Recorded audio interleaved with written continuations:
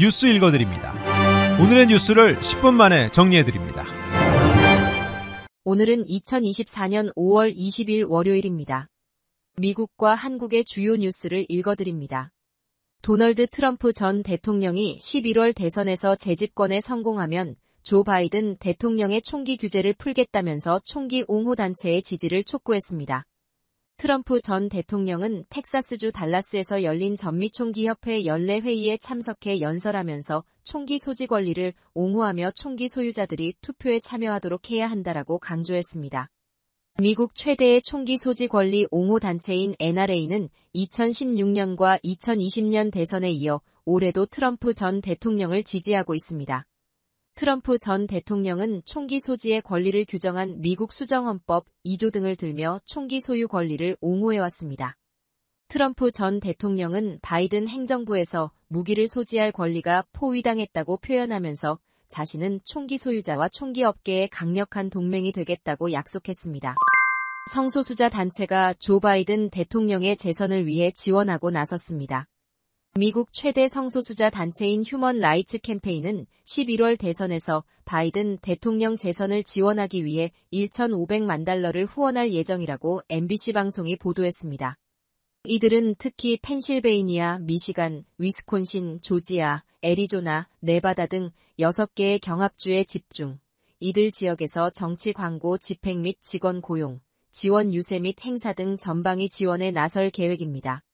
이 단체는 이번 대선의 경우 전체 미국 유권자 중 7,500만 명이 이른바 성소수자 권리 문제로 지지 후보를 정하는 평등권 투표자이며 이는 2020년 6,200만 명에 비교해 1천만 명 넘는 증가세를 보였습니다. 한편 이들 유권자의 3분의 1은 현재 바이든 대통령을 확실하게 지지하지 않고 있다고 단체 측은 분석했습니다. 뉴욕타임스는 바이든 대통령은 위스콘신을 제외한 5개 주에서 모두 트럼프 전 대통령에게 뒤지고 있다고 분석했습니다. 도널드 트럼프 전 대통령이 연설하는 도중에 돌연 30초가량 발언을 중단하고 침묵하는 모습을 보이면서 건강 이상 우려가 제기됐습니다. 트럼프 전 대통령은 어제 텍사스에서 열린 전미총기협회 연례회의에서 연설 도중 투표 동료와 텍사스주 주민을 칭찬하는 발언을 하던 도중 돌연 말을 멈췄습니다. 당시 연설 영상을 보면 트럼프 전 대통령이 미국을 전 세계에서 단 하나뿐인 가장 위대한 국가로 만들어야 한다는 발언을 하자 음악이 흘러나왔습니다. 이후 그는 말을 멈추고 정면을 응시하다 고개를 좌우로 젓는 등 행동을 했고 침묵은 30초가량 계속됐습니다. 이에 대해 바이든 대통령 지지자들은 트럼프의 인지 능력에 문제가 드러났다며 대통령직에 부적합하다고 주장했습니다. 에브라힘 라이시 이란 대통령이 불의의 헬리콥터 추락 사고로 숨졌습니다. 구체적인 사고 원인은 나오지 않았지만 헬기가 노후 기종이었다는 점과 악천후가 원인으로 추정됐습니다. 아야톨라 세예드 알리 하메네이 이란 최고 지도자에 이은 권력 서열 2위로 꼽혀온 라이시 대통령이 돌연 사망하는 초대형 변수에 출연해 이스라엘과 하마스의 가자지구 전쟁으로 살얼음판이 된 중동 정세의 긴장도가 커졌습니다. 강경파를 대표하는 라이시 대통령의 급사로 대선까지 보수파와 개혁파의 대결로 이란 정국이 혼란스러워질 수도 있게 됐습니다. 이란에선 히잡 시위의 유혈 진압과 경제난으로 반서방 보수파 정부에 대한 불만이 커진 상황입니다. 아울러 그가 차기 최고 지도자로 유력했던 만큼 권력의 정점인 이 자리를 놓고 그의 공백을 메울 후보군의 물밑 권력 투쟁도 예상됩니다. 한국 뉴스입니다.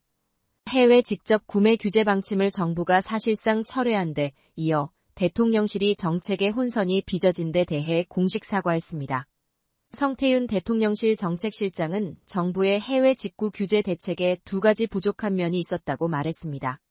소비자 선택권을 과도하게 제한하고 국민 불편을 초래한다는 점을 충분히 고려하지 못했다고 사과했습니다.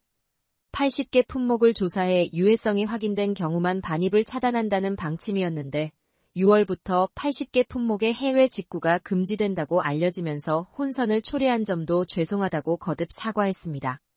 윤석열 대통령 지시에 따라 관계부처는 KC 인증 도입 방침을 전면 재검토하기로 했습니다. 윤석열 대통령이 국무회의에서 최혜병 특검법에 대한 거부권을 행사할 거라는 전망이 나왔습니다. 민주당과 조국혁신당, 개혁신당 등 범야권 7개 정당 지도부가 용산 대통령실 앞에서 최혜병 특검 수용을 촉구하는 기자회견을 열었습니다. 이들은 윤석열 대통령이 최혜병 특검법에 대해 거부권을 행사한다면 국민이 대통령을 거부할 것이라고 강조했습니다. 국민의힘은 특검 반대 입장을 재확인했습니다.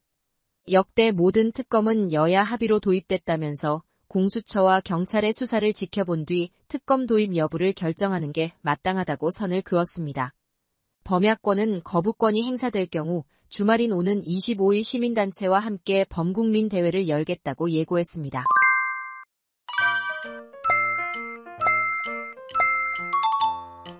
끝으로 날씨입니다. 남부 캘리포니아 구름 끼며 기온 떨어지겠습니다.